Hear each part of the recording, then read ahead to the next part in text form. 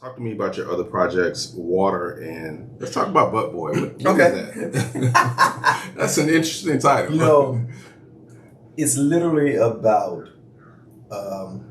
this white suburban guy who kids are disappearing, Okay. and he's literally stuffing them up his butt. What? Hey. Wait. The story's about, man. No, you came out left field. Yo, Hey. hey. Hold on. So Wait. Wait a minute. Please rewind that. Rewind that one more time. Let me make sure I heard that. Okay. Heard that correctly. So the gist of the story is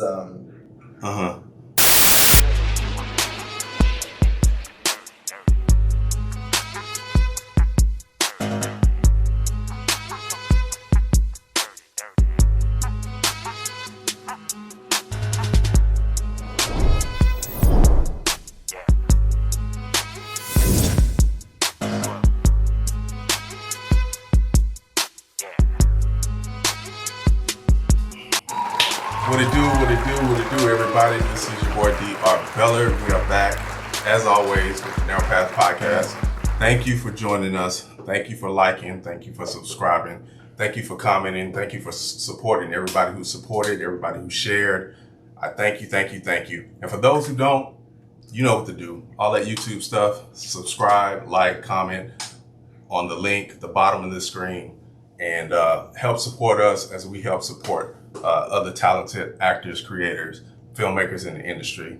So we would appreciate it. Rock with us. As you know, this podcast, for those who don't know, is about me finding and appreciating and unearthing multi-talented people that I know in the industry in Hollywood. Actors, writers, directors, filmmakers, comedians, it doesn't matter. I know a lot of talented people in this industry. I've been here 8 years, and I want to have them on my show to expose them to producers, casting directors, or just the general audience out there, and showcase some of their work, their demo reels, talk about their career and their narrow path journey from the time they started to where they are right now and how they did that, because everybody's journey to what people consider success is vastly different, and that intrigues me. So that's what we're going to talk about today with my man. Let me read his bio. Now, for those who have been following us recently, the last 2 episodes and the first season, you know that I bring people on with very nice bios. They have me running out of breath by the time I finish reading their bio. They've done so much, man. It's just like, man, all these dudes with these bios, man. Come on, bro. Let me tell you about my man, Jeremiah, before I introduce him. Jeremiah Jahi is an Atlanta-born, Brooklyn-nurtured, Black American award-winning actor, photographer, filmmaker, playwright, and creative writer based in Los Angeles.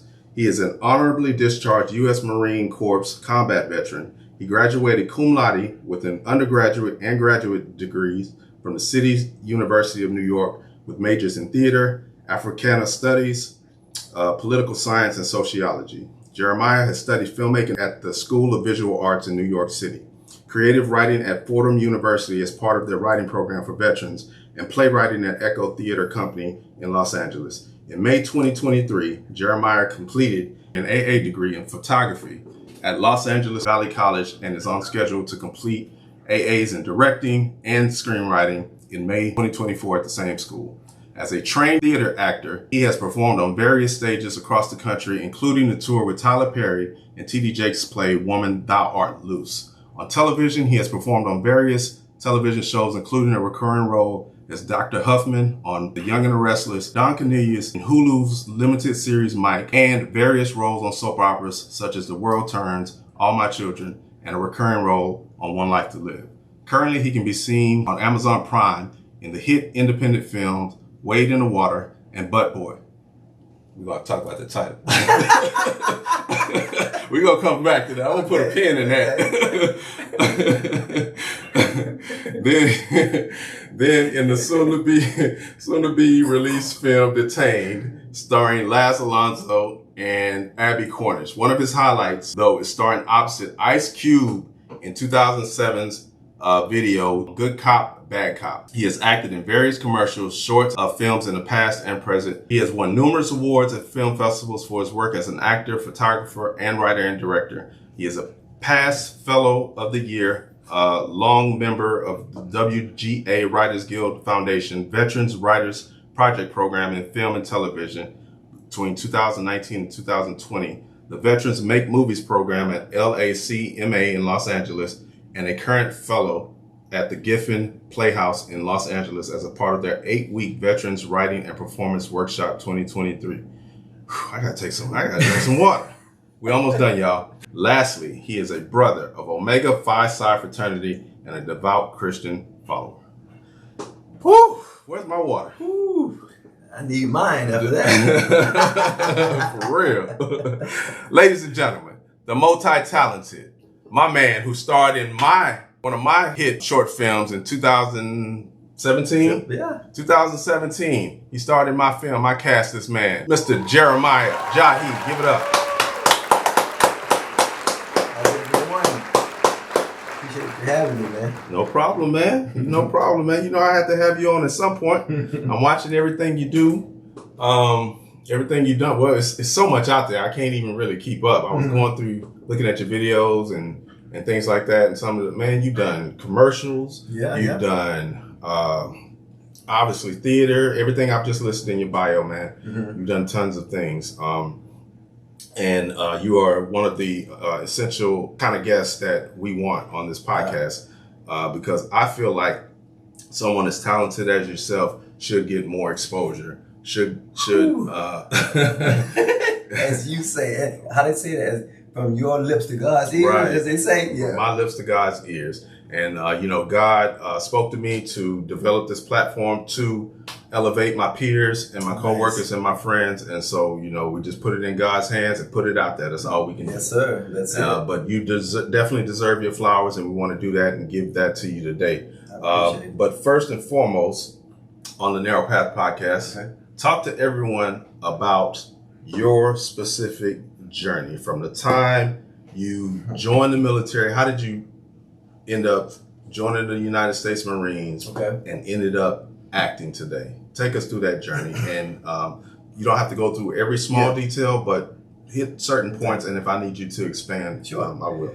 Well, long story short, in high school, I was a 3-sport athlete: soccer, track and field, football. And the problem is I was a knucklehead.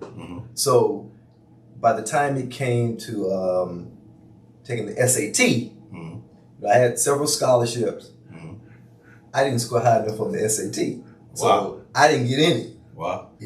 So I said, well, instead of me standing around hanging on the corner in Atlanta, with my friends, I said, well, let me join the Marines. Which only reason I knew about that, well, I spent 4 years in the Army ROTC in high school, and my older brother was a Marine, so I was pretty familiar with it. So joined the Marines, and funny enough, in elementary school and so on, I was like doing plays and singing in the choir and stuff like that. But it was actually after I got back, literally probably 3 weeks after I got back from the Gulf War, we were in San Diego, and New Jack City came out. Wow, yeah, Western Stines. Yeah. Ice-T. And I didn't know anything about it, because literally we had pretty much just got off the plane from Kuwait, and then like 3 or 4 days later, just like a group of us, a bunch of brothers, like 10 of us, who said, well, let's go to the movies. They said some movie called New Jack City is out. So we went, and literally, while I was in Kuwait, I was trying to think, okay, I had a couple more years left in the Marines. I'm like, but I knew it wouldn't be a career. So I'm like, what do I want to do? What's interesting me? But I literally saw that movie, and I said, I think I'm going to go back to school for theater, man, and do what they're doing. Right. And that's literally kind of like started things off right there. But kind of got the same story. Oh yeah, it is. My story. But yeah. And then after that, of course, got back to Camp Pendleton in California. Just started taking classes here and there. So by the time I got out, went back to Atlanta for like 9 months to regroup. Applied to schools in New York, and ended up getting scholarships actually to the City University of New York, and for theater. Went there and it kind of went from there. I just started taking BFA, just a lot of theater classes, Africana study classes. But I kind of always knew I was going to have a plan of, yeah, you're going to take the theater classes, but I have to take other things to kind of round myself out, because I knew I was going to eventually write. Right. I knew that, and I think you have to have something to write about. Right. So it kind of went from there. You got out of school. Like everybody else, man, there's this paper called Backstage. I don't know if that was Backstage. Yeah. And that's the website now, Backstage. Oh yeah, but then you literally sat by the newsstand, bro. Everybody knew like Thursday, it's coming, Right. Because that's where all the auditions. There was no, as you know, no online, nothing in like '96. So it's like, you kind of just start hitting the pavement, auditioning, trying to do some regional theater, local theater, whatever you can pretty much get. Mm-hmm. Go from there, and I guess you could say eventually, booked some soap opera roles. I actually ended up getting my SAG card, funny enough, from doing America's Most Wanted. Really? That's literally. Wow. They say they say I look like some dude is a criminal. Right. They're looking for, because that's what the show is about. And right. We went up into these projects in New York to shoot, bro, and it was like, I can't remember the name of it. It's like Far Rockaway, Queens. Everyone who knows that area, it's you don't want to be up in there if you don't want to. Right. And I went up in there, man. You had it's like Nino, like the projects in New Jack City. People hanging out the window. Right. Get that. I don't know if you say what you say. Yeah, you say whatever you want to say. Get that nigga, but cap his ass. I'm like, shit, nigga, I'm just react. I'm just here. Yeah, I'm just reacting, man, mad at me. Yeah, so they had like police around, everything, so it was, that was pretty wild. And eventually when it came out, bro, I was down in Times Square, man. And they had it on like this big Jumbotron. Mm-hmm. And somebody told the cops, that's the guy who committed the crime. Really? Hey, that shit was a reenactment. Right. Yeah, the cop came over. I'm like, dude, I'm an actor. Wait. Yo, I was like, you almost got hemmed up? Yeah. For portraying a character? So I'm like, nah, that was just a reenactment. And then they kind of held me for a minute, looked everything up, and realized it was from that show, and kind of went about my way. But that was, wow. That's how I got my SAG card, and that kind of started the journey in a sense. So. Wow. Yeah. That is crazy, man. Your life could have turned out totally different had he hemmed you up. That is crazy. Yeah. So you studied filmmaking at the School of Visual Arts in New York City and creative writing at Fordham University and playwriting at Echo Theater Company. Yeah, yeah. Right. And you also have a AA in photography. Talk to me about that. Is that a side passion? Yeah.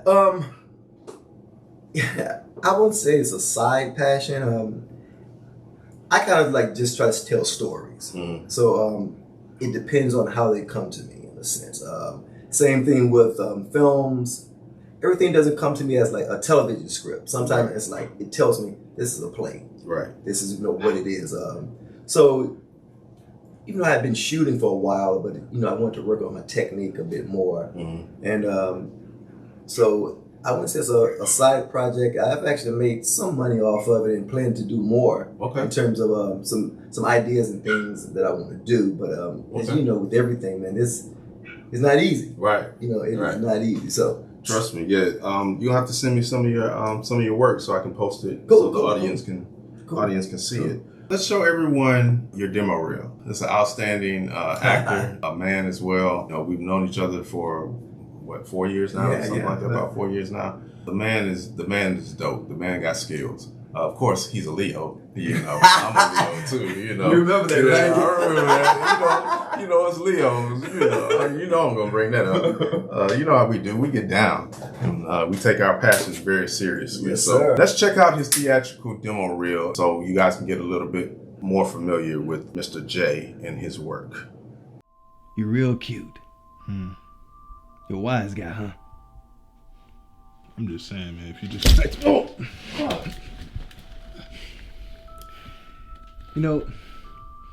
I run across assholes like you every fucking day. I ride around, see you shooting your little videos, acting a damn fool, sagging your pants, acting like you got no common fucking sense. What are you? One of them mumble rap fucks? Come on, man. Are you serious? Look, I can't be your crutch anymore, Ronald. Yo, we family. I know, Ronald. That's why I'm doing this. Look, you can't keep going down this road. How can I get you to understand? You can't sleep here. This is not a hotel. ¿Qué pasó, ma? No sé, el policía está diciendo algo de un hotel o no sé. No You're entiendo. gonna have to prove to me that you're gonna travel, otherwise you gotta go. Por favor, déjenme dormir. Take all your things and get out of here. Did you see the sign? I love you. All right? We both love you. Come on, please, stop this. Come on. What are you doing? Look, say it. Look, say it, Linda, say it. Call an ambulance. Say it, Linda. Call an Linda, ambulance. say it. Then go. Where you gonna go, huh? Get up! Let me see you walk out the door.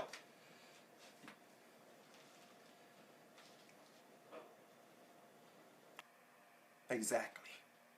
Now, when we go after what looks good, sounds good, feels good, we have to ask ourselves, is it in line with God's will for us? You see, part of God's will for us is for us to love one another. Mr. Jeremiah Jahi, everybody. That boy good. That boy good. That's what's up, man. Talk to me about your other projects, Water, and let's talk about Butt Boy. What is that? That's an interesting title. You know, it's literally about this white suburban guy who kids are disappearing, Okay. and he's literally stuffing them up his butt. What? Hey. Wait. The story is about, man. It says, No, you came out left field. Yo, with that hey. one. Hold on. So Wait. Wait a minute. Please rewind that. Rewind that one more time. Let me make sure I heard that. Okay. Heard that correctly. So the gist of the story is there are children being abducted. Okay. They're missing, and so there's a detective on the case. You played the detective? No. Okay. Funny enough, I auditioned for the detective, but I eventually didn't get that role. But the person who's doing the abducting in the story is actually stuffing the missing victims up his butt. So it's kind of a satire, but not really, so to speak. But it's a wild movie. It's How crazy. does I'm scared to ask. I don't know if I should leave this kind of where it's at or move on, or just dig deeper into my curiosity. But to hell with it. How exactly is he putting people up his butt? Yeah, that's kind of the interesting surprise? Yeah, the surprise in a sense, in which this woman that I'm seeing in the film, her son goes missing, and so there's this chase to try to get the kid, and there's this whole hospital scene where they literally have to pull him out of the guy's butt. Wow. So it's wow. It's a crazy movie. Wow. It's a crazy movie. This generation's filmmakers are different. They different, bro. Very, very. But it did well for them, Okay. So what can I say? Hey. What can I say? Hey, work is work. Would you do something like that? No. Like, no. what? Be the killer or be the Like even just play make, your role? No, just make a movie. Like oh no. I can only my imagination only goes so far. It goes far, but it can only go so far. I'm gonna let the new generation have that.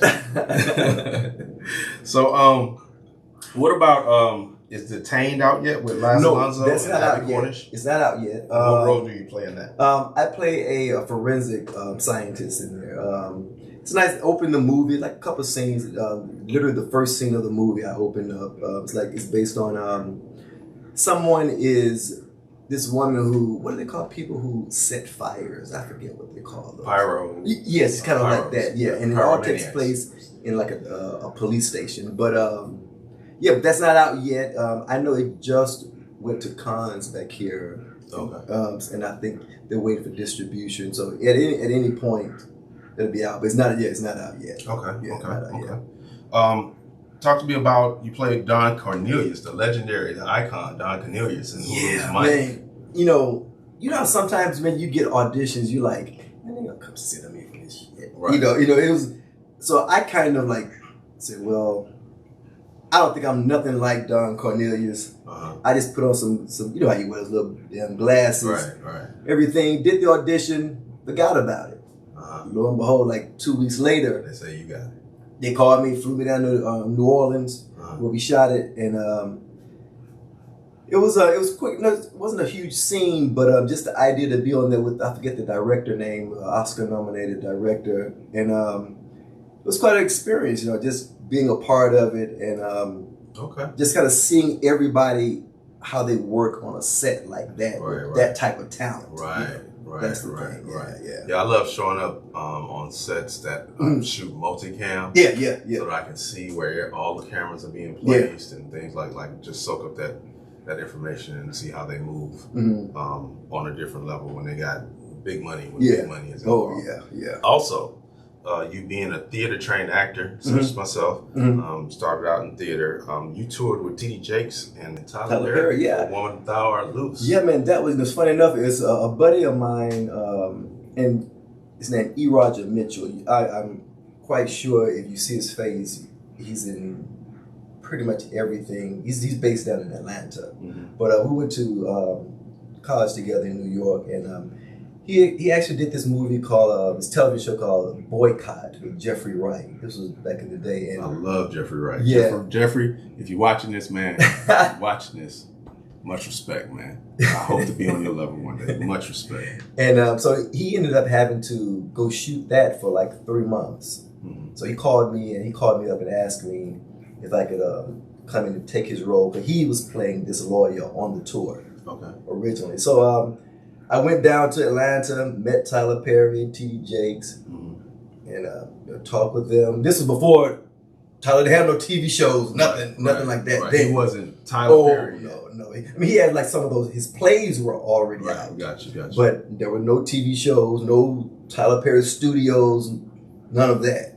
And yeah, man, we literally toured the country for like 3 months. And when I say you toured with Tyler Perry and T.D. Jakes for 3 months. Even though T.D. Jakes showed up here and there. Okay. You know, Tyler, they both wrote it. Tyler directed the play.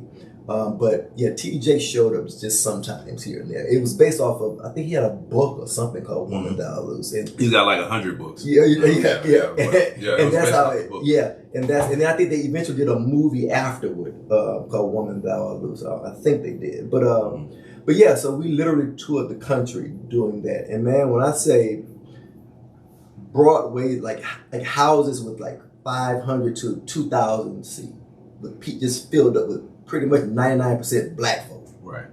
And it gives you the chance to really, you get rid of the stage fright for one, because and you know, the black people, they like dress to the nines, like they going to church up in that church. They're spending their money. Yes, sir. Put on a good performance. They're going to let you hear it.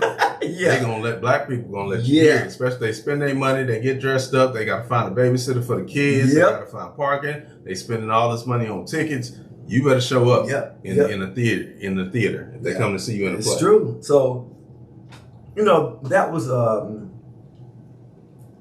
you kind of get the idea of like what's out there, what you can do in that sense, not just as a talent, but if you can create some shit too. Right. It's like, if they can do it, I can do it. oh yeah.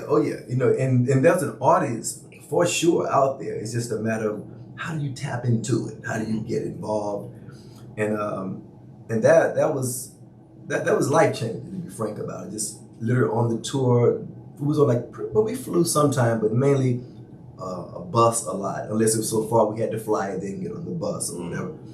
But how many cities?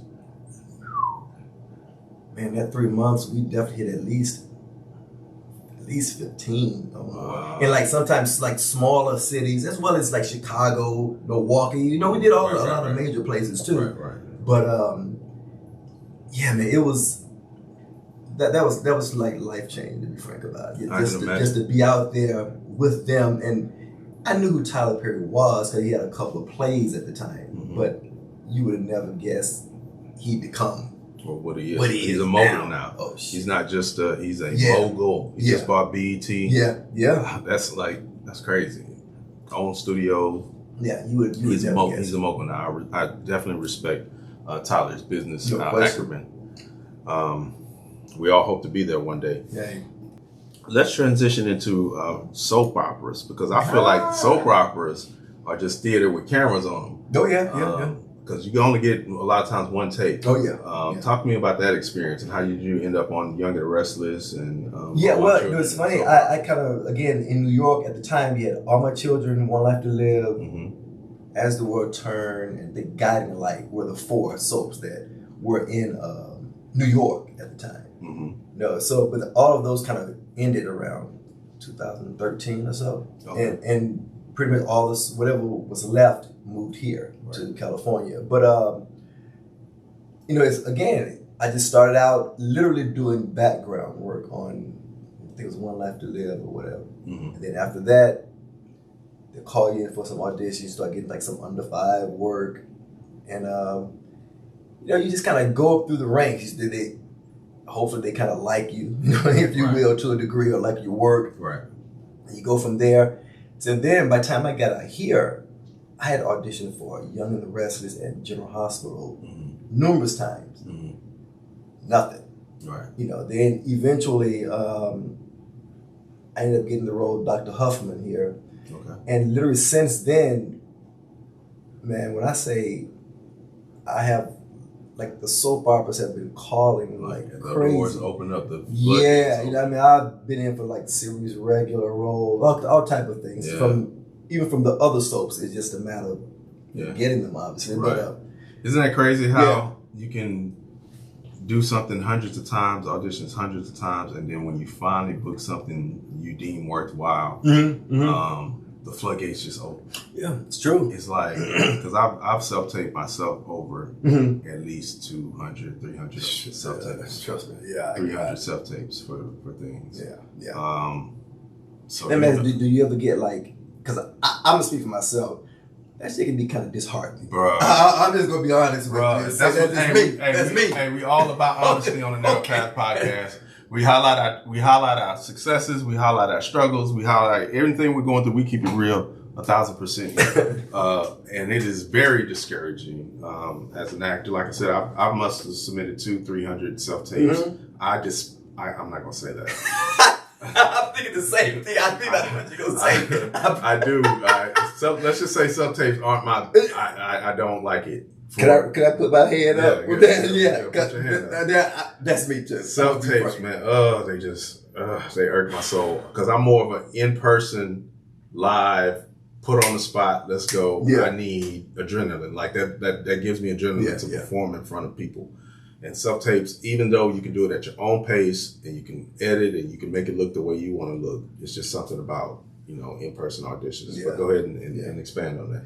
No, it's just the idea, as well as it relates to self-tapes, is, the amount of work. Yes. It's like, it's so much work. And don't mess around and you get, I don't know about you, I've had literally like 3 or 4 I got to get done in a day. Yes.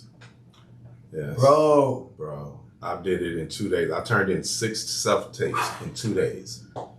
in less than 48 hours. It's like a shift, like a work shift. Like a work shift. It's like, and I didn't get none of it. oh, baby, They get none of the I shit. get it. I get it. It's true. It's true. It's crazy, man. Yeah. And then, not to bang on the casting directors, obviously, at all. Oh yeah, of course. But to send someone an audition, a 3, 4, 5 page of dialogue and expect them to turn that around in less than 12 hours or 24 hours that's rough. That's rough, man. That's rough. Yeah. Like y'all got to give us a little bit more grace. I understand, but it's like, cause my agent sent me something yesterday for Keke Palmer's network, a show that's coming out. And it was like 4 pages of dialogue, and I got it at like 9 o'clock at night, and they wanted it turned in by 11 a.m. yesterday morning. And I'm like, what am I supposed to do with this? Dude, that's crazy. And it was a good role. I know some people, like, you help people with auditions and whatnot, where they've had like network auditions, like 12, 14 pages, literally. And you got to turn it in like, let's say like 36 hours. Mm-hmm. You're not going to learn all of that. And be comfortable. No, you're not. But funny enough, some of them, they ended up booking them because they realize not everyone actually will learn it. Right. But they kind of get a gist of if the person can do the role, if you will, and they kind of go from there. Absolutely. So, and I think that's one of the things in the labor disagreements that the strike is about, is giving people more time. Oh, yeah, you saw that on that. Yeah. And we're going to talk about the strike later on and get his thoughts on it. Mm-hmm. But yeah, I think that's the turnaround time is an issue as well. Yeah. So we mentioned him in certain soap operas. Let's take a look at one of his clips from The Young and the Restless. Let's check it out. Have a seat. Make yourself comfortable. Thank you.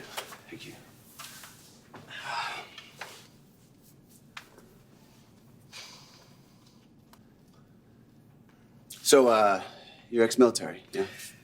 Army. Captain, 3 tours overseas. All right. See any action? Things I couldn't forget. Stuck with you, too? Yeah, I got help. Sometimes it's not always easy for guys like us. Yeah. How'd you find your way to me? Sharon Rosales. She's a close family friend. Oh, yeah. She thought I'd be more comfortable with someone who served. Are you? Comfortable now? Far from it. Thank you for your honesty. I can't think of anybody who's at ease their first day of therapy. All right. That's good to hear. So, we'll start with the easy stuff. Why are you here?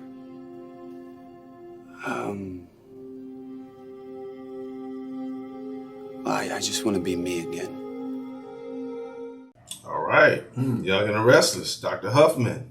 Talk to me, that experience. I've never done soap operas, but I hear, because they're such on a time crunch, that you literally only get 1 take, maybe 2, and they're moving on. Is that? Yeah, I will say this. The good part about it, since I had done quite a few, like under 5s and whatnot in New York, it was literally like walking onto set, and you kind of know where the cameras are. It was almost like being home in a sense. Right. But you better know your lines. Right. Let's be clear about that. And because you're moving real fast, and I think with any of these scenes, maybe 2 takes. And if they did it, it wasn't because of me. It was, let's say, something with how the camera was placed or they didn't like. But very little rehearsal. Really? You just do it like it's really for camera. You go in and they say, okay, you sit here, you run through it or whatnot. But they want you to be word perfect. Perfect. Literally, I think in the rehearsal, I may have like skipped over a word or so. They come up to you. Say it. No, it's like literally they want you to say every single word. Right. But it's true though. It moves fast. That's a way to get more takes if you need it. Yeah. Because I'm usually, you hear first take Jake. I'm usually third take Jake. I get it on the third take. Yeah. I need a couple of takes to warm up, but usually by the third take, I knock it out the park. But I used to see men in New York like the people who are like regulars on the show. Literally, man. Let's say you would see someone bring down the scripts and put it in their mailboxes. Let's say at 5 o'clock in the evening, and literally, it's like 100 pages. Wow. And tomorrow they're going to be shooting that. Wow. It literally turns around that fast. That's how many pages. Because they're putting out stuff daily. Oh, right? exactly. Because Yeah, they're putting out episodes 5 days a week. That's correct. Yeah. That's correct. So it's I guess it makes sense, but it really shows your acting chops. It shows what you can do. You better learn fast. Next to theater, and then I would even put that honestly, because I always say any actor can make movies and commercials, but everybody can't do theater. Yeah, no. So if you come from a background of theater, then you definitely have the chops. But soap operas is right because you get little rehearsal time and maybe 1 or 2 takes, and you got to go. Theater you can rehearse for months. Exactly. And on the night you have to perform. Yeah. But that's a grind. Yeah, it definitely is, man. I heard Tyler shoots like that too. That's what I heard. Have you had auditions for any of I've his auditioned stuff? for a couple of his shows. Yeah. I mean, I have too. Had a couple of calls thinking I got it, but that didn't happen. Right. So it's like, So but you was with him for months. He should have been like, oh man, I can use. Dude, I know people who literally have been with him for months. But they are down there though, in Atlanta, and they work in some of his things, but I wouldn't say they are like the main people. I don't know why he does this. Gotcha. I guess it's for business. I don't know. Yeah. You definitely have that look that you could star in one of his shows or be in one of his. Hey, I'm laughing because just like 3 or 4 weeks ago, man, my brother, he's down in Atlanta. Which my whole family is. He said, I'm sure you've had this happen to you here, where he said, "Hey man, you ever thought about just going over to Tyler Perry's office and saying, can you finish project?" You ever had people say and you just walk up in there hey man, you just walk up in Tyler's studio. I'm here. Some girl will put a billboard up. You saw that girl put that billboard up? Was that what you sent me about the Malcolm Mays? Not that one. No, not that one. I know what you're talking about. No, I know what you're talking about. Yeah, that in was Atlanta. years ago in Atlanta. Yeah, I know what you're talking about. And initially he shunned her. It was like, this is not the... Eventually he cast her, right? Eventually he cast her, right. That's what I'm saying. Initially he shunned her and he was like, that's not the way to do it. That's not professional, whatever. Yeah. And then he ended up casting her. And she's a very talented actor. Really. But people go through that's the type of attention. That's the type of thing people think you need to do. Yeah. To get Tyler's attention. I don't know if I would ever do that. Yeah. It worked out for her. Yeah. In the end, it worked out for her, but I don't know. That's kind of, each his own. Everybody's narrow path is different. Their journey is different. And that's what we're here all about. So shout out to Tyler for employing so many black actors and people and giving them an opportunity. Definitely. So you've acted in numerous commercials. We'll get to the commercials here in a second. Short films and indies. Last but not least, this isn't the last thing, but what I want to talk about is like I said earlier, I cast you in Incomplete 2017. That's where we first initially met. Yeah. Talk to me about that experience just a little bit. Man, that shit sucked, man.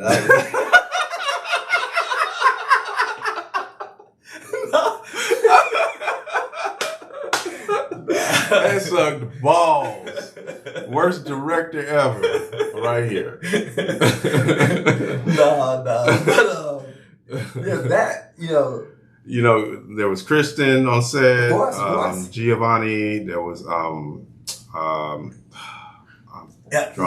Lisa. Yeah. Lisa. Shout out to Lisa. Yeah. Drawing a blank. We brought a lot of people together during that time. A lot of good people, good talented people. Definitely. And I saw you. Go ahead. It was funny enough.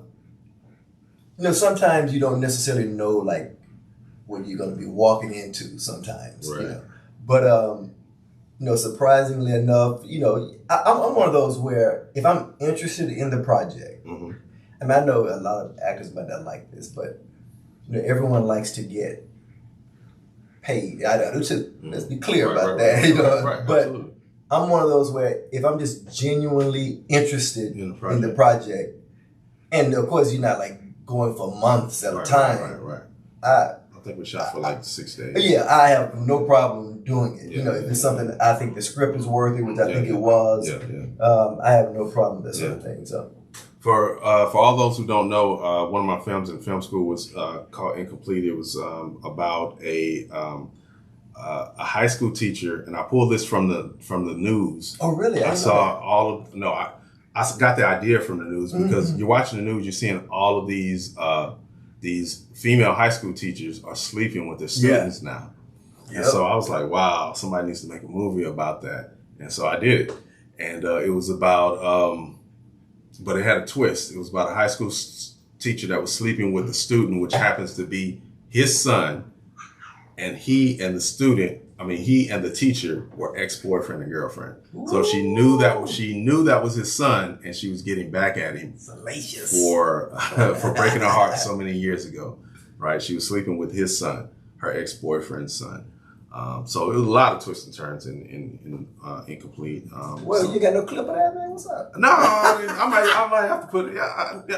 In post. We're gonna work on that in post. But this is about you. This ain't about me. This is about you. I just wanted to get your thoughts on the experience. One of the things that I really was surprised at, and in a good way, was your video you shot with Ice Cube.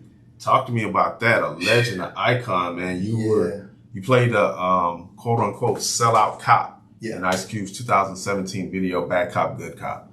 And oh man, it is powerful. We got a clip of that we're going to show. But talk about that experience with Cube. It's funny enough, man. That literally, I had just moved to Los Angeles. It was like late 2016, something like that. Mm-hmm.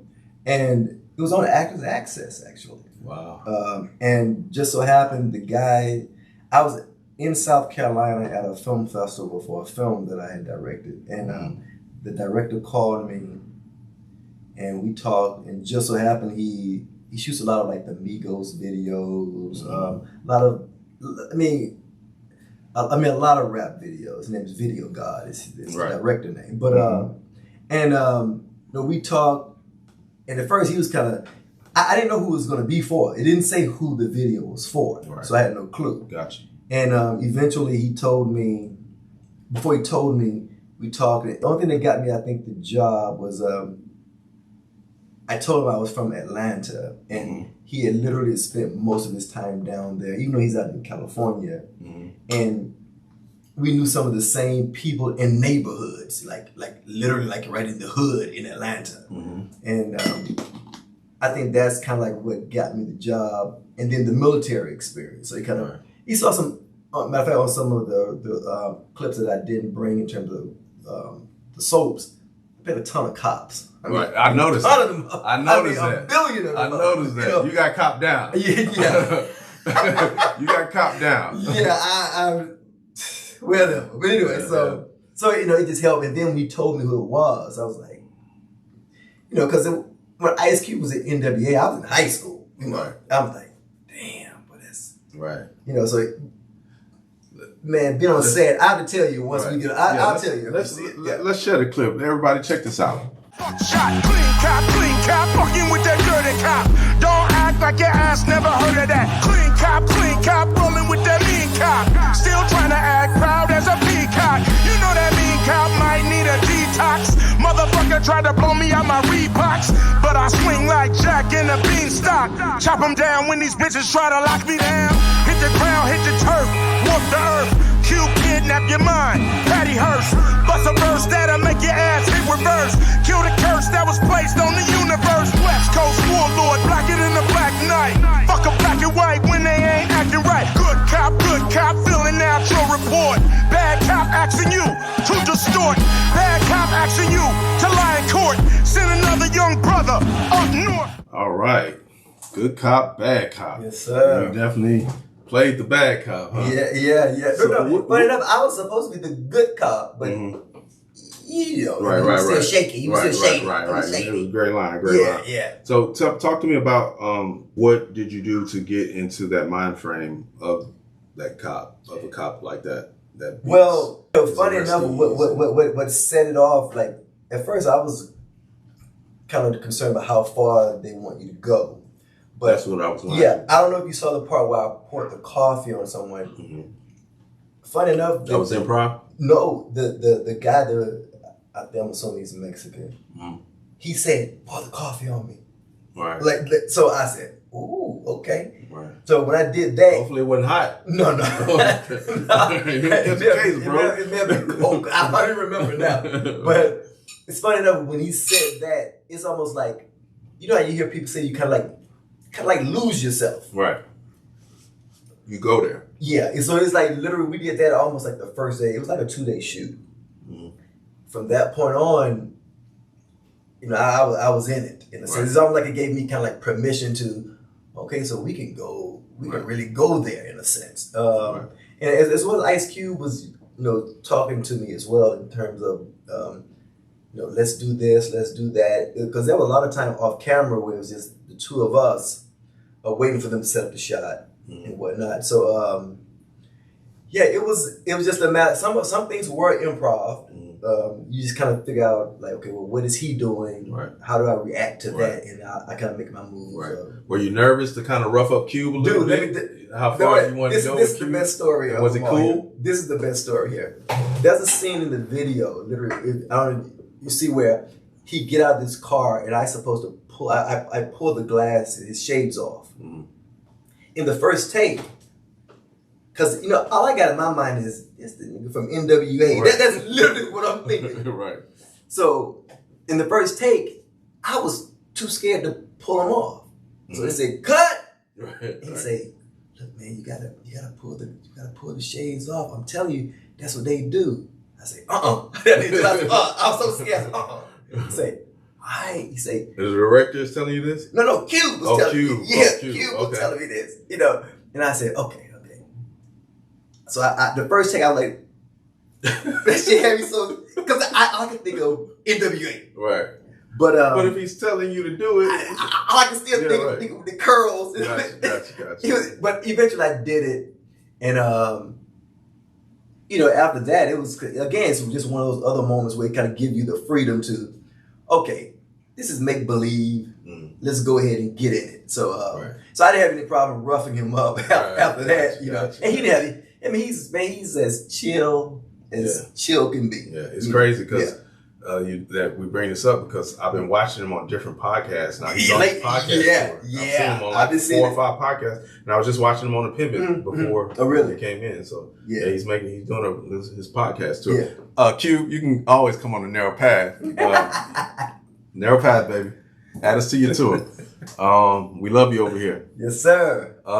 Yeah, that's dope, man. That's a dope experience. Ice Cube is an icon, a legend, and to work that closely with him is definitely something special. You mentioned that you also are a director. Correct. Talk about some of the things you've directed and some of the film festival awards that you've won for your work as an actor, photographer, writer, and director. Yeah, you know, it's funny enough, let's just say with the writing, directing,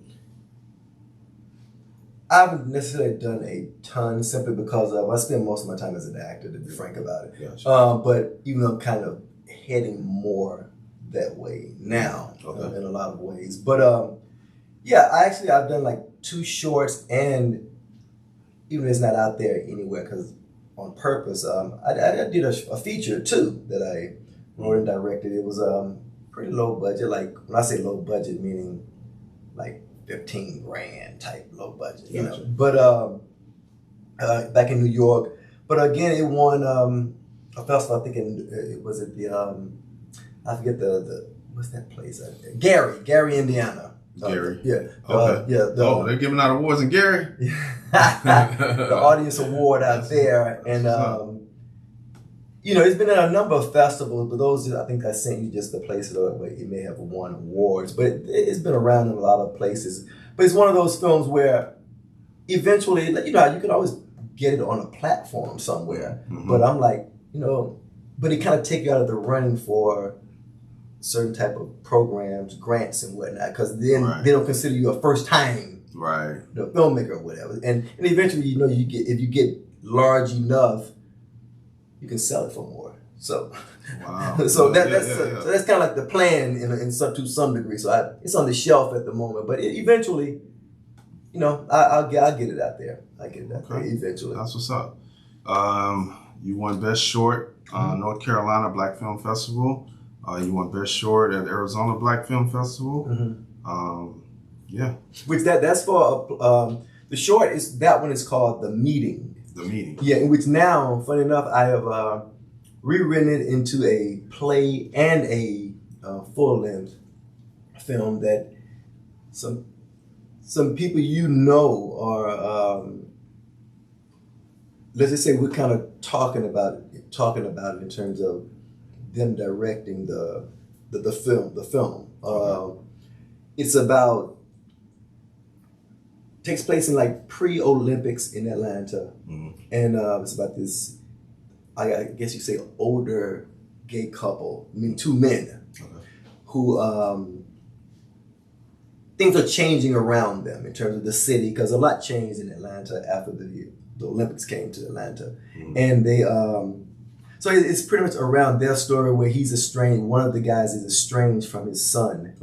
And so it's a father and son relationship, but at the same time, it's about the two men, their relationship as well. But again, I've turned it into a full-length play that I'm going to be workshopping actually next year here in Los Angeles, and a screenplay that's some people interested in that I've turned it into as well. So Sweet. Your commercial experience. You've done a lot of commercials as well. How long? One more time. How long have you been in LA? Now? It's about 6 years now. About 6 years now. Now, yeah. Yeah. You got various commercials under your belt as well. Let's show you a commercial reel for those out there. I want the world. I want the whole world. Presents and prices and sweets and surprises. No, now, I want it now. Ever hear the one about the frog? Put a frog in a pot of boiling water and it'll jump right out. But put a frog in a pot of cool water and slowly heat it up, and that frog will boil. It's a lie. But as a metaphor for us and all that we go through as veterans, it's a story that rings true. We make excuses for how we feel. We push everything down. We tell ourselves the lie that it's easier to stay in that boiling water, to disconnect. And some days, maybe it is. But you've never been interested in easy. Make no mistake, reaching out is hard. Do it anyway. You're not alone. You've got this. You are not a frog.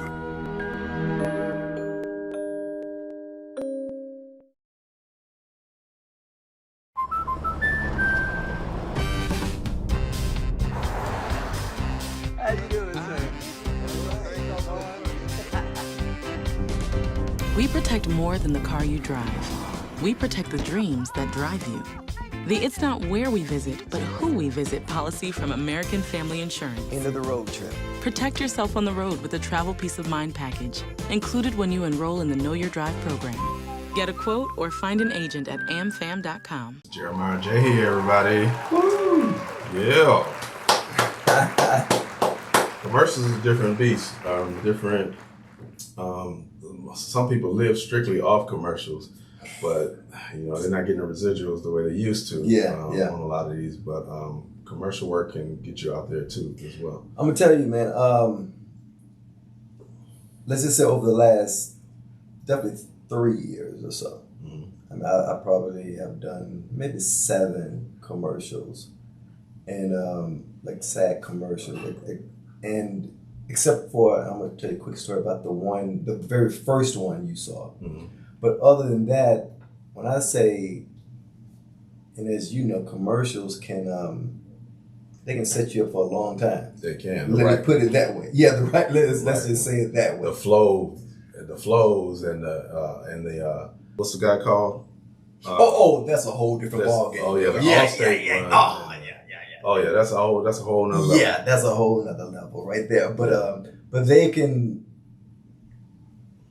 unless you just want to work a job, they can set you up where you don't have to do much of anything. Right. You know, which That's true. which I've had, like I said, quite a few of those that just so happened where, you know, they went national in a sense, or even if they were regional, they just paid well, especially if they were like under SAG.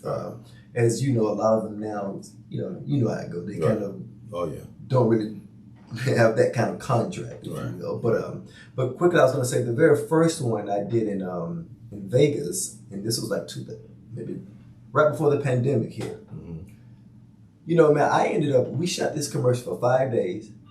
The veterans one? No, the one I was in the hotel. I had like it's the first one. I had like the red jacket, okay, gotcha. The Venetian Hotel. Yeah, Venetian. Right.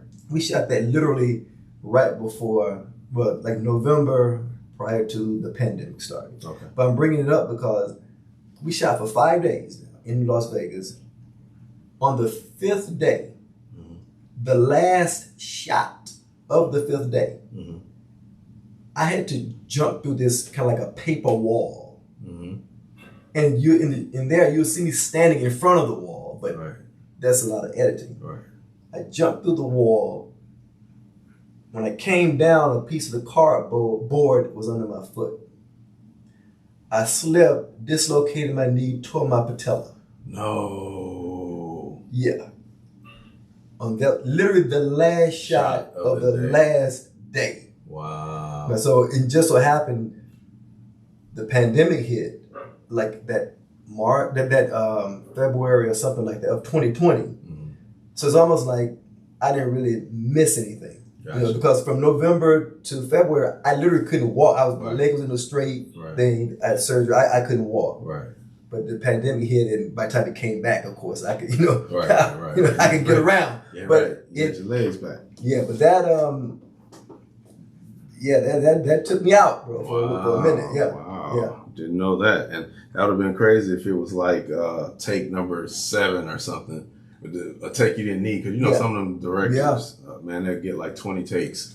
And even if it was like, let's say the first or second day, I wouldn't have gotten anything. You know what I'm saying? By that time, we pretty much had finished the shoot. Right. So I was able to get everything that you needed. Everything I needed. But early on, man, I would have just been, out of luck. Right. So it was like, that was crazy how it happened literally at that point. So. Yeah. But hey, God makes no mistakes. Yes, sir. Yes, sir. You know what happened after that. You got time to heal and get back on your feet. Yep. Last but not least, I want to talk about, before we get to the co-host segment of the show, your role in at the Giffen. Okay, sure. What you got coming up? Tell everybody about what you got coming up, and also give everyone your socials where they can reach you. Okay. So the Giffen Playhouse has this program called like a veterans writing and performance workshop, in a sense. I think they've been doing it for maybe 9 years, I'm told. Okay. The last 3 years, of course, due to the pandemic, it was all online. So this is the first time since it's in person. And so what it is it's kind of like what they call cultural identity monologues, in a sense, where kind of like short stories, but kind of like monologues in terms of some experience you had in your life. It could be about your life. People are kind of doing it different ways. And so that's going to be on July 31st. Okay, coming up. Coming up Monday, July 31st at the Geffen. The tickets are free. Okay. You have to reserve ahead of time, because it's like a 500-600 seat theater, but I'm told it sells out pretty quickly. Pretty fast. Yeah, so you can just go to the Geffen Playhouse website. And I'll put the flyer, all the information in in the on the screen. Yeah, man, that's dope. So, but it's not strictly. You said it is strictly about veterans and their experiences. It's not. You don't have to talk about like your military experience, right. But everyone who's involved, it's like 12, 13 of us. Gotcha. Everyone, you have to be a veteran to gotcha. to be a part of it. Yeah. That's dope. Yeah. That is dope. Well, Mr. J. Yes, sir. Mr. Jeremiah. We have listed all of your many accomplishments, and you just keep going. And I'm extremely proud of you, man. I appreciate it, man. You got a lot more to do, a lot more work. I just want to say keep grinding. And for everybody that's heard his story, as you can see, this is a multi-talented individual. So any casting directors, any producers looking to work with this man, please hit him up. Did you give him your social? No, you can hit me up at really all the platforms. I'm not on TikTok yet, but at Jeremiah Jahi, it'll pop up. So I'll put it on the screen. Yeah. All right, there you go. And that, everybody, is the first portion, the first half of the interview portion of the Narrow Path Podcast. What it do, everybody? This your boy DR Bellard. I know you're enjoying the interview, and we're gonna get right back to that. But I need to take a small break to talk to all my actors, my filmmakers, my creatives out there who don't know about this amazing website called We Audition. All right.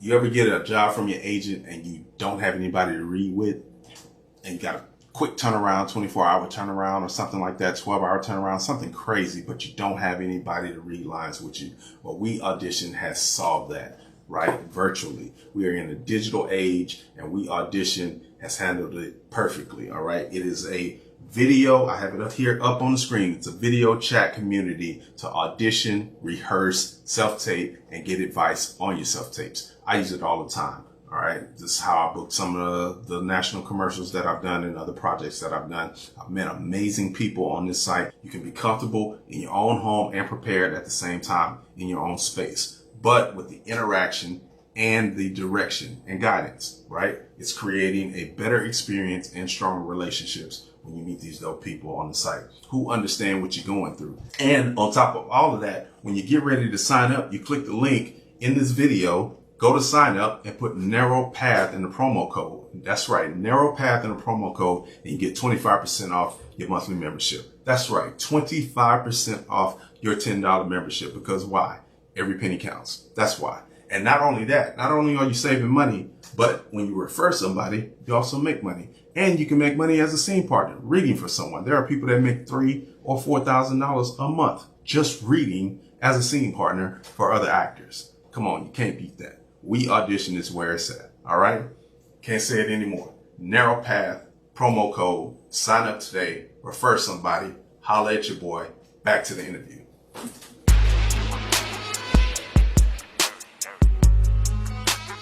Yes, now we're going to switch and we're going to have some fun. Now we're going to let loose. We're going to relax and just talk about it a little bit. Those who have been following and watching us for a while, you know how we get down.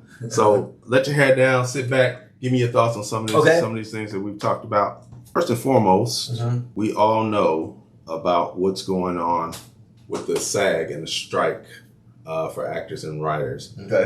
Before I pull up this video, briefly talk about your thoughts on the strike and where you stand. Oh, I mean, without a doubt, everything SAG and WGA, to be frank about it, they're asking for, I think they're dead on. No question about it. You know, what we get paid for the work we do, but something has to give. No question about that. Even in terms of just some of the rules in terms of whether it's insurance or just being on set, as we talk about auditions.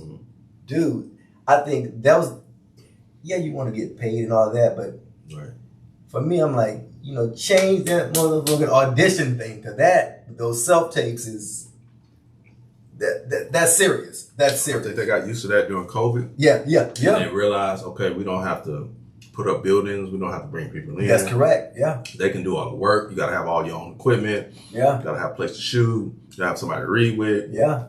And I think you hear some casting directors, if your stuff don't look a certain way, something like they forget about your performance. I'm like, so now I got to be a lighting designer too, and so forth. So I want that to be addressed in some kind of way. especially the pages, like you mentioned, the amount of pages. Right. So definitely, I'm the turnaround time. They should at least give us 48 hours or more on turnaround time to get multiple pages out. In which I've been out there a few times, in which out there with like everyone walking around. So I get out there some more, but I definitely wholeheartedly believe in what's going on. Well, there's this video here that pretty much explains in detail for those who haven't been keeping up with what's going on with the strike, and she explains it perfectly. All your favorite things that you've been watching for years, and you know those actors that you go, oh, there's that guy on that show. You may not necessarily know their names. You may see me on the show. You may not know my name, but you've seen me on a lot of things. Those actors are working class actors. We're literally working paycheck to paycheck. It takes $26,000 to qualify for your life health insurance for SAG-AFTRA. A guest star on a show, producers will do top of show. This is a verbiage that they created. It's not in our contracts, it's what they created. So they're not going to budge above whatever their top of show is. Top of show generally could be anywhere from $5,000 to $7,000 or $8,000 an episode. Maybe that sounds great. So say I cobble together 2 or 3 guest stars during this a year. People, our audiences sees me on 3 or 4 different shows, and they're like, wow, that actress is working, she's doing all this stuff. I still, by doing that with Top of Show, I have still not qualified for my health insurance. We literally are going paycheck to paycheck. Back in the day, we used to have quotes that once you've been working for a certain amount of time, you're working really hard to get your quote up, to get your salary up. They decided to get rid of that, so they no longer acknowledge or respect that. This industry is one of the few industries that seniority, that being in this industry for a long time, that gathering up an amazing Yeah, she said a mouthful, man. Yes, sir. She said a mouthful. You agree with pretty much everything she? I agree with everything she said. Yeah. I'm not a member of the union yet. I'm SAG eligible. Okay. I'm still not a member of the union, but I totally support the actors and the writers. And to qualify, I have to make $26,000 before you qualify for health care. Yeah. Just basic health care. And we know is wild. Let's face it. I think we kind of know $26,000 in the real world is not a ton. It really isn't. But man, for an actor to make that, right? I won't say it's easy. Put it that way, right? In which that's kind of like what she's saying is that now I know people, man, who've done in a year 12, 13, 14 co-stars, literally in a year. Wow! And still didn't make that amount to get. Didn't make the $26,000. Yeah, and you think you would, and I'm like under SAG, and still didn't get it. Nothing. That's crazy. Nothing. No. That's crazy. I'm looking for. So I posted this earlier. This is why actors and writers are striking. Highest paid Hollywood executives in the last 5 years. Wow. Warner Brothers top executive David Zaslav. Yeah. Almost $500 million. Ari Emanuel, $347 million. Netflix, Reed Hastings, $210 million. Bob Iger, $196 million. Ted Sarandos of Netflix, $193 million. Rupert Murdoch of Fox, $175 million. Lachlan Murdoch, I'm assuming obviously they're related, $172 million. Brian Roberts, $107 of Comcast.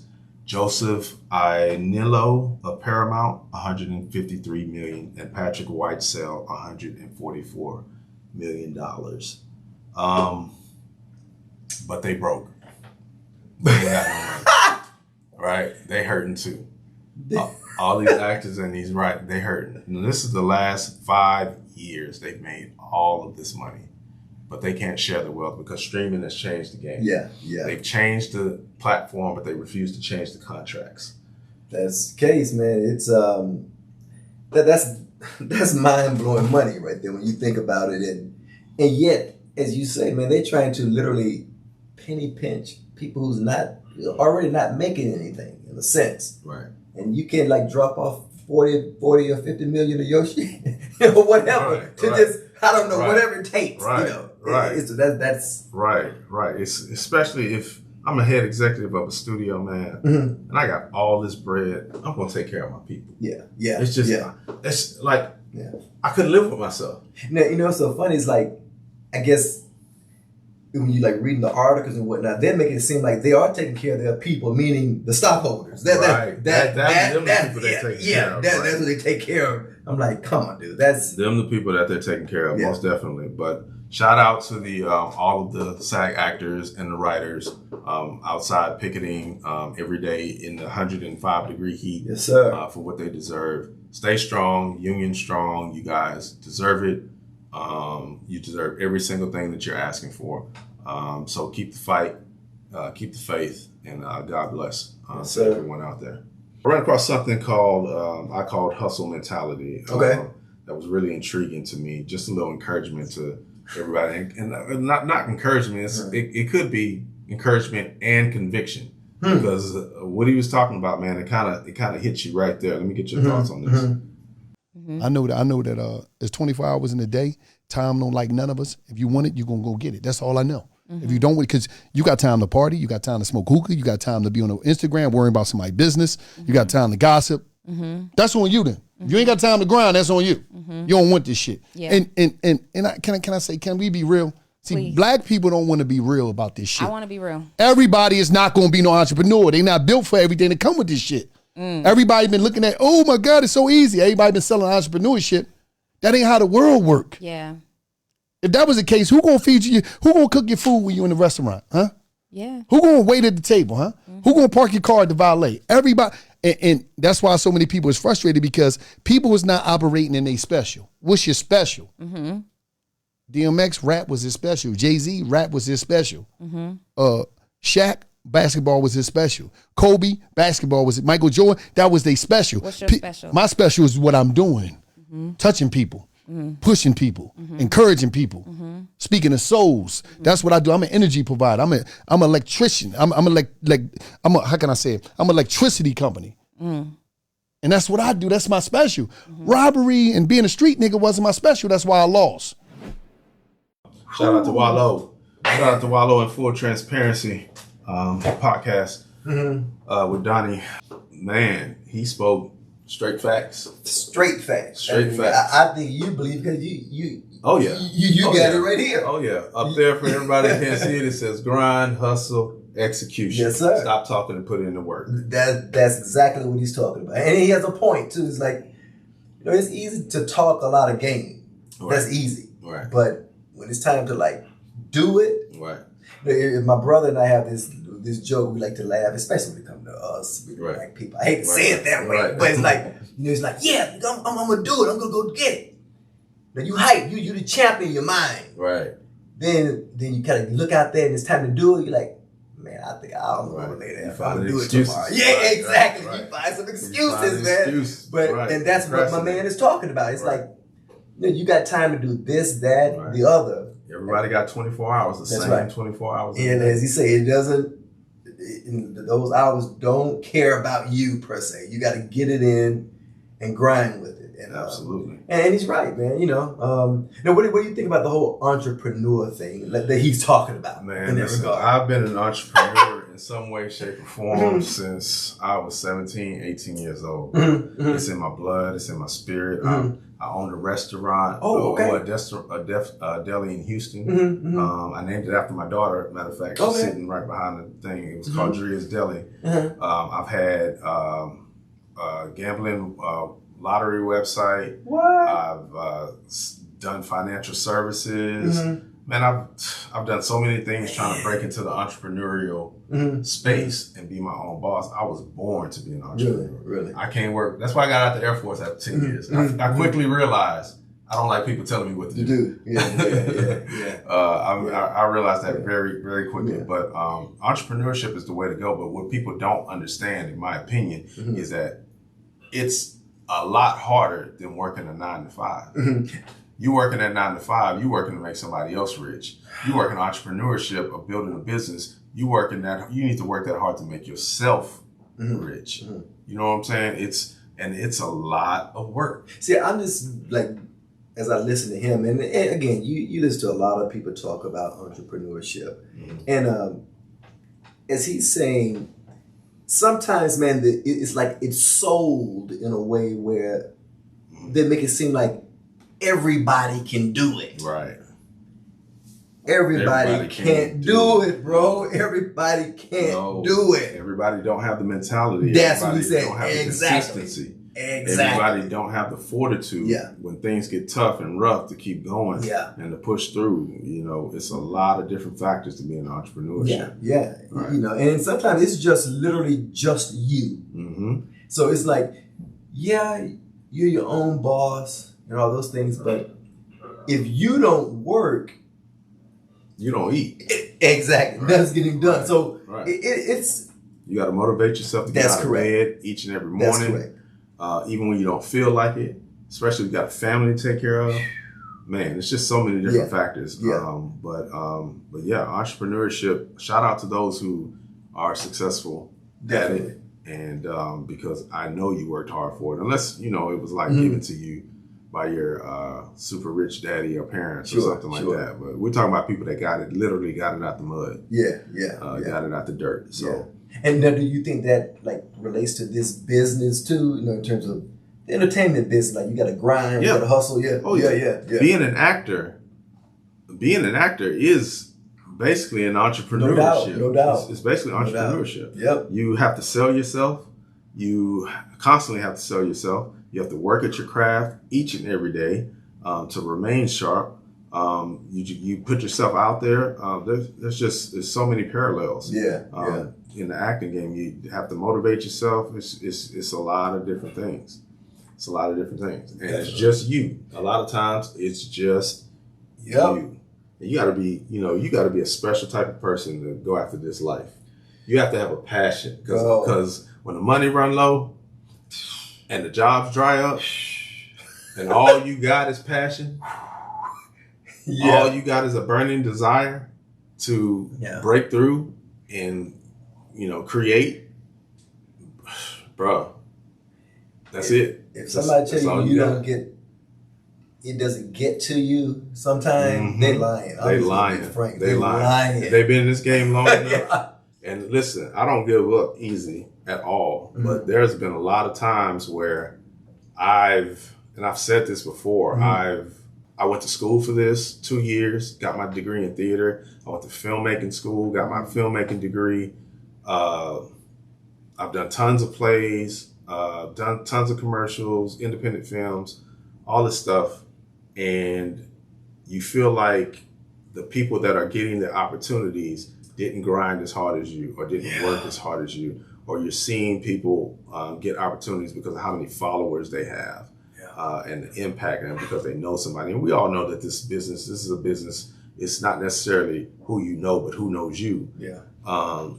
And it's going to be some of that anywhere in any industry, but it can be very discouraging knowing that you have put in the work, you have done the training, you have done all the things that you were told to do or was told this will get you in the door by working hard, working on your craft, and it doesn't fall through. And then you see your peers and your people you grew up in the industry with, and elevating all around you, and there's no hate, no jealousy. It's just like, okay, God, when is it my time?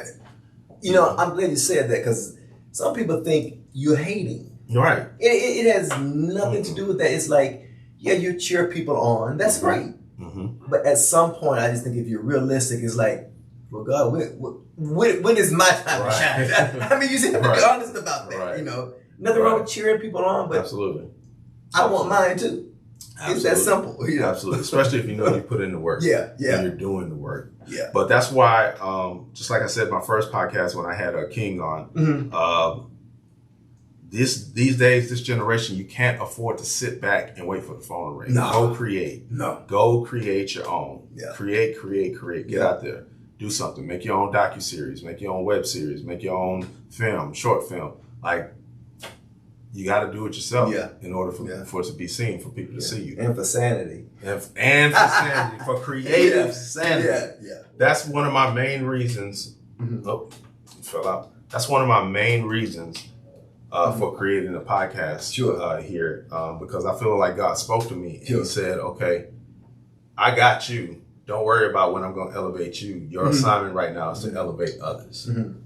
Elevate others, be a platform for others, and at the same time, is feed my creativity at the same time. So, you know. I got to believe you get something out of it. It fuels you too. Yeah. I get to talk to dope people. I get to highlight and showcase their skills and their talents. And for whatever reason, whenever my time comes, it'll come. I've kind of made peace with it. And, you know, it'll come whenever it comes. I just got to stay the course and keep doing the work, and fulfill God's assignment that He's put on my life. Yeah, that's always important right there, man. Yeah, absolutely. To do that. Yep. Okay, so last but not least, we're gonna wrap up on this. I saw this, and this is this is wow. Relationships are crazy. Somebody that worked on Tyler, I don't know if he worked on Tyler Perry's show. I don't know if he has anything to do with Tyler Perry. I don't know why Tyler Perry is coming in my mind, maybe because we spoke about it. But he's an actor, and one of his co-stars saw a billboard in LA saying, "Please unblock me," and she put her number on the billboard. It's crazy. Check this clip out. Tweet, call me back. Like, I can hear him alive right now. It's a billboard here, right here in LA that says, "Malcolm May, unblock me, please." With their number. Oh my, this is crazy. I ain't never seen no shit like this. Malcolm, call me. This is wild. Wow. What? Wow. You put your number up. Hope it's a cat. Wow. My man got the magic stick. Yeah. He won. Yes, sir. Yes, sir. Listen, I done had some women do some crazy things in my life to get my attention. Yeah. But it ain't never. Ain't No nobody billboard. ever put up a billboard. It's some magic in the stick or something Ain't for nobody sure. ever put up a billboard to get my attention. Wow. To get me to unblock her. Yeah. Now that I see the name, I know, not personally, I know who the actor is.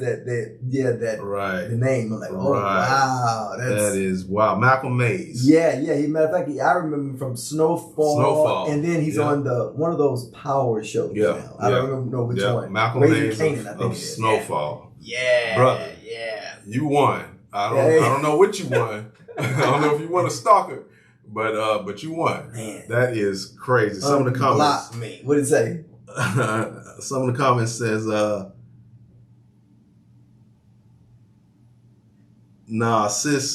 cause sis is on a mission and it's gonna get done. Unblock sis Malcolm. Are there any pictures of her? Like who the? I'm just curious who it is. No, there's no pitch. No, there's no picture. And people are actually calling her number. Really? People are calling her number. They say LOLMAO. I just called a number and I'm effing losing it. The emoji at the bottom is hilarious. You called it? No. When I watched it, I thought about it just to be like, girl, what is wrong with you? Girl, let me talk to you. Let me find out what's going on in your head. But no, I didn't call the number. Not at all. Man, they going in on her. Shorty going crazy. Phone number, first and last name. Oh yeah, but they put her first and last name. We need to cancel her like tonight. They put his first and last name. Yeah. Her name ain't on there. Wow.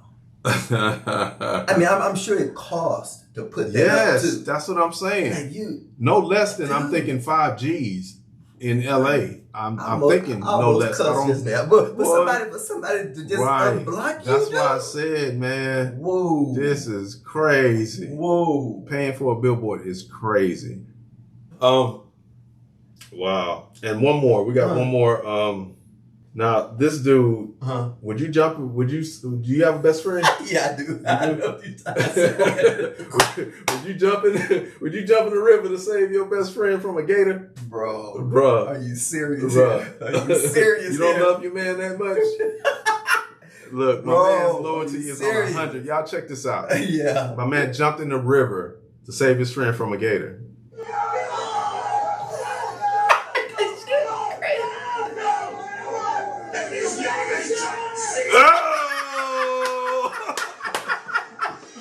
Oh! Are you serious?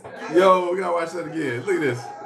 My man went Randy Macho Man Savage, the flying elbow from the ropes. Oh yeah! Oh yeah! Bro, that's wild. Bro. Yeah. One more time. Look at this. Yeah! Bro, that is wild. I do a lot of things for my friends. Bro. I do a lot of things for my friends. The guys I've known 20, 25 years, Yes, Ramel, Jerome, Larry. But listen here, Lamar, bro, I don't know if I'm jumping head first on the gator's head. Now, I'm going to put you on the spot. Maybe for my daughter. Okay. Maybe, you know, if she actually liked me that week. Yeah, you do the hesitation right. first. She actually looking crazy. Maybe if she likes me that week, I'll jump in and you too on a gator's head. Yeah. But man, this is crazy. Wow. Knowing I can't swim like that either, and I might get ate up. Yeah, even if I could swim, I mean I can, but it's like that's insane. I don't know. Adrenaline took over. I guess I don't know. Right. That's wild. That's wild. Man, listen, it has been a pleasure, an honor and a pleasure to have you to reconnect. Yes, sir. I hope you're happy with the way we showcased and highlighted your career. Hey. Because, man, I do believe you are one of the most talented guys out there that I know. Not just that I know that are in the industry. You're very versatile. You can do it all. And it's time for the world to see that. And, you know, so hopefully this platform, God gave me this platform, like I said earlier, to highlight and showcase other talented people's career. And so, like I said, any casting directors, any producers, please hit this man up. Give everybody his socials one more time and let them know of any projects you got coming up. Yeah, right now, again, name Jeremiah Jahi. All my socials are under my name. As far as projects, I have literally like 4 or 5 films in the can. Just a matter of when they come out that I have no control over. And then again, I have several projects of my own that I'm working on. 2 I'm going to be starting to hopefully shoot at the beginning of the year. Hopefully there's no strike still going on or whatever the case may be. Right. But yeah, I'm here. Let's collaborate. Let's work. Let's do it. And hopefully we can work together again. Oh, for sure. All right, everybody. This has been another episode of the Narrow Path Podcast. As always, please like, share, subscribe, comment. Help us out. Help me help them. Help us elevate this platform. Be a blessing to someone so God can be a blessing to you. And that's it for today's episode. We're going to see you guys in a couple of weeks. We out. God bless. God bless.